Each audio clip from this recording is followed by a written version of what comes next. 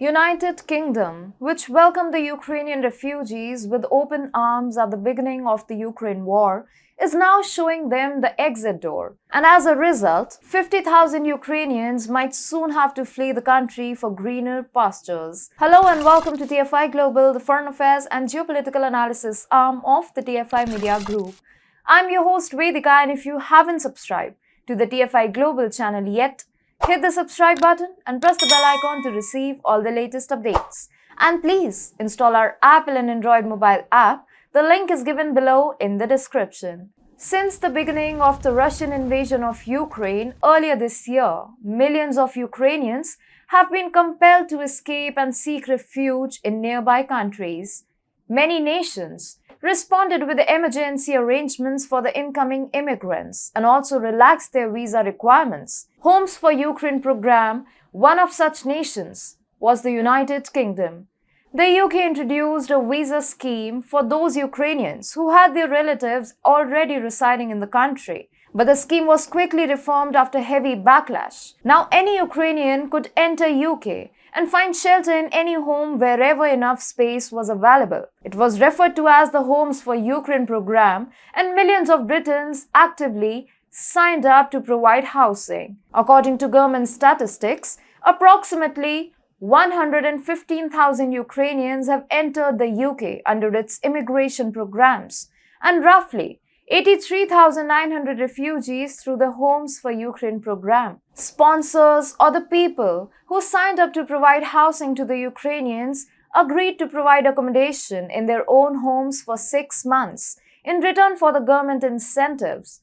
They were paid £350 a month. Those 6 months are now coming to an end, and the sponsors who once housed the Ukrainians are waiting to show them the exit door. Now, without an alternate place to stay, the Ukrainians will become homeless. According to a children's charity Barnados, between 15,000 and 21,000 Ukrainians may not have a place to live by the winter, and more than 50,000 by the middle of the next year. This is also an effect of Boris Johnson losing grip over 10 Downing Street. It's evident how his pro-Ukraine policies have backfired miserably and dealt a huge blow to his political career. According to an organization called Refugees at Home, the number of Ukrainian refugees getting homeless may potentially be greater due to a number of challenges, such as rising energy costs, skyrocketing inflation, and rising mortgage rates. According to an analyst at the US bank Citi, British consumer price inflation is expected to reach a peak in January of 18.6%, which is more than 9 times the Bank of England's target. The last time consumer price inflation exceeded 18% was in 1976.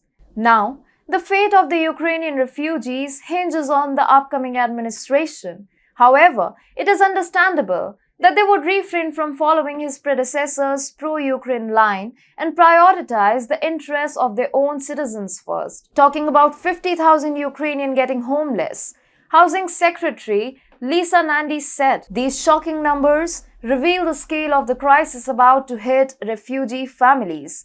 Nearly a quarter, 23% of sponsors stated they would only be housing a refugee for 6 months or less, owing to financial constraints. 38% of those who answered the question said that they'd only house the refugees if help is provided by the government. Lord Harrington, the Minister for Refugees, said last week that to address cost of living problems, monthly payments to UK sponsors should increase to £700 from £350 after 6 months. However, Harrington lacks the authority to implement anything of this sort, and the Treasury understands the financial woes and has so far refused. Hence, the future of Ukraine's refugees looks very grim now. They may either be deported to Rwanda, with which UK has reached a deal to house asylum seekers, or they might soon live a life of a hobo. They can't return to their homes in Ukraine as the war continues to devastate homes and livelihoods in Ukraine.